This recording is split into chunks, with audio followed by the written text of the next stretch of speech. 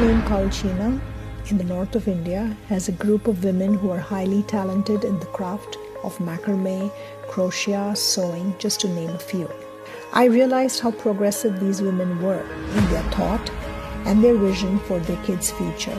They strongly believed in educating their children and worked hard each day to make that dream come true.